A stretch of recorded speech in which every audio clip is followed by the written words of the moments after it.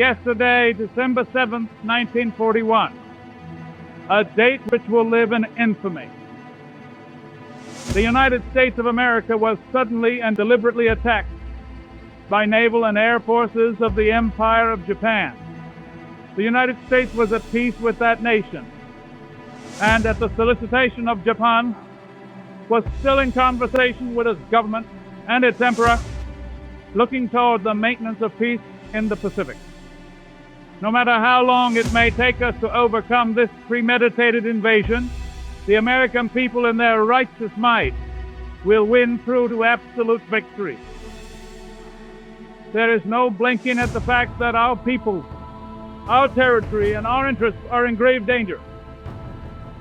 With confidence in our armed forces, with the unbounding determination of our people, we will gain the inevitable triumph.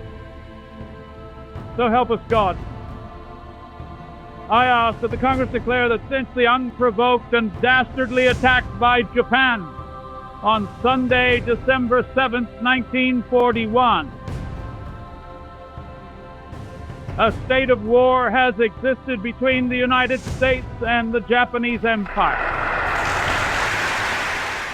With the United States of America now fully embroiled in World War II, by 1944, when Franklin Roosevelt was elected to an unprecedented fourth term, the great leader's health was in a steady decline.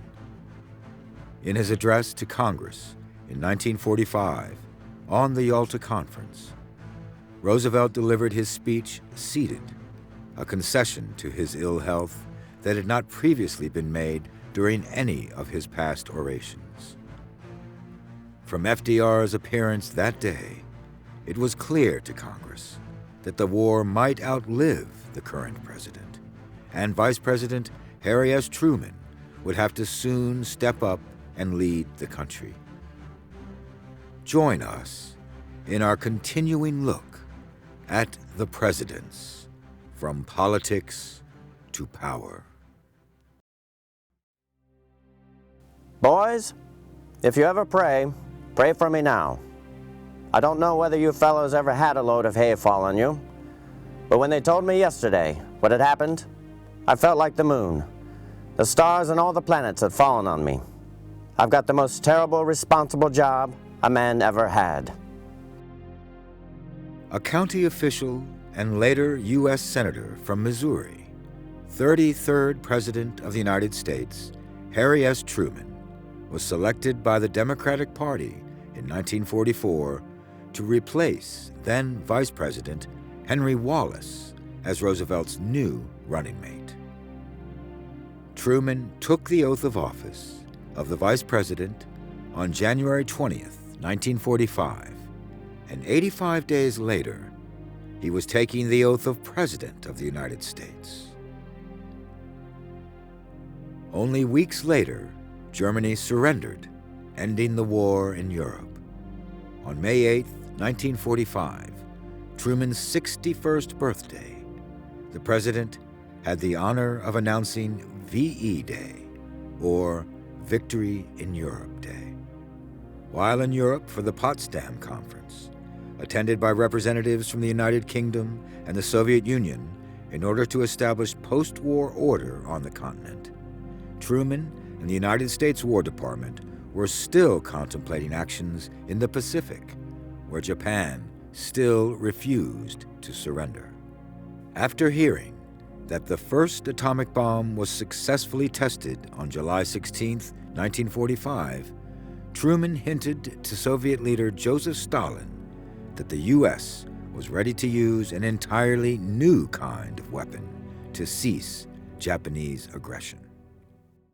A short time ago, an American airplane dropped one bomb on Hiroshima and destroyed its usefulness to the enemy. That bomb has more power than 20,000 tons of TNT. The Japanese began the war from the air at Pearl Harbor. They have been repaid many-fold, and the end is not yet.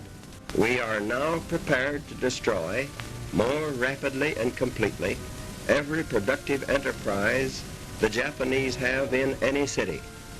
We shall destroy their docks, their factories, and their communications.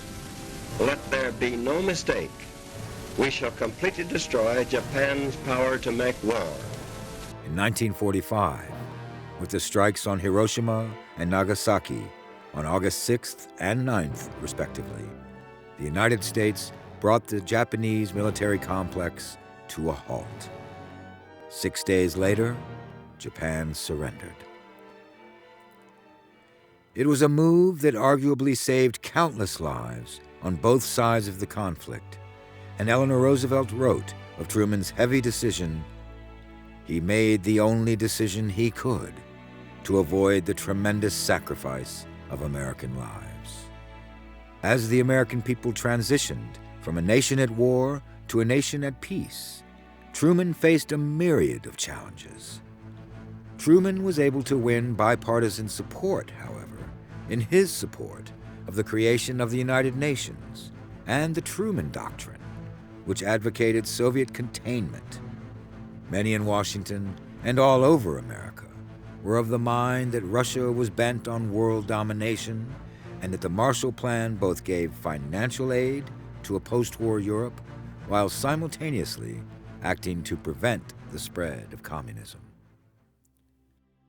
Truman's second term saw Truman come from behind in a stunning upset over Republican candidate Thomas Dewey. At one point during the election, the odds seemed so stacked against the president that Chicago Tribune editors famously published the erroneous headline, "Dewey defeats Truman." Truman's second term saw the first televised inauguration, and while the technological advances continued at home, so did they abroad. The Soviet Union detonated their own atomic bomb on August 29, 1949.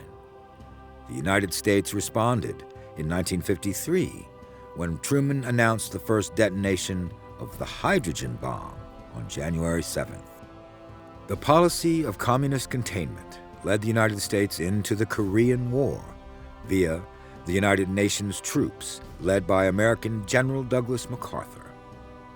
When it became clear that the Korean conflict could lead to a full-scale war with the Soviet Union, MacArthur's strategy to attack Chinese bases supplying Korea with Red Chinese and Soviet weapons and warplanes clashed with Truman's wishes to avoid that kind of potentially catastrophic conflict. When Truman dismissed MacArthur, he sealed his political fate. His approval rate among the American people plummeted, Gallup polls reporting them at 22%.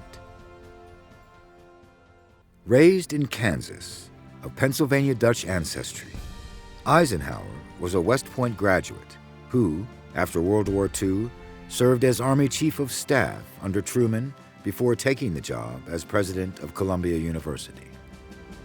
When he sought office as President of the United States, he did so on the Republican ticket, in strong opposition to the policies of non-interventionism of his predecessor. Eisenhower was the first president to elucidate the domino theory, the theory that one country falling under communist rule in Asia would soon lead to all countries in Asia falling under communist rule, and soon the world. This theory was used in justification of United States intervention in Indochina and later in Vietnam. Eisenhower's 2 terms were the first limited by the 22nd Amendment, designed to limit the presidency to 2 terms only. His terms were mostly peaceful. The general was known as a harmonizer and only threatened or intervened when absolutely necessary, such as the actions in Little Rock, Arkansas, which saw federal troops enforcing desegregation of public schools. He continued his battle for civil rights by desegregating the military in only 2 years and protected the right to vote in 1957 and 1960 with civil rights legislation. And finally, Eisenhower helped create NASA and pushed for expansive funding for the space program, when it appeared that the Soviets had won the space race by putting Sputnik into orbit. Thanks for watching. If you'd like to help us produce more compelling historical content like this, please like, comment below, and share this video with fellow history buffs. And of course, be sure to subscribe to help keep history happening.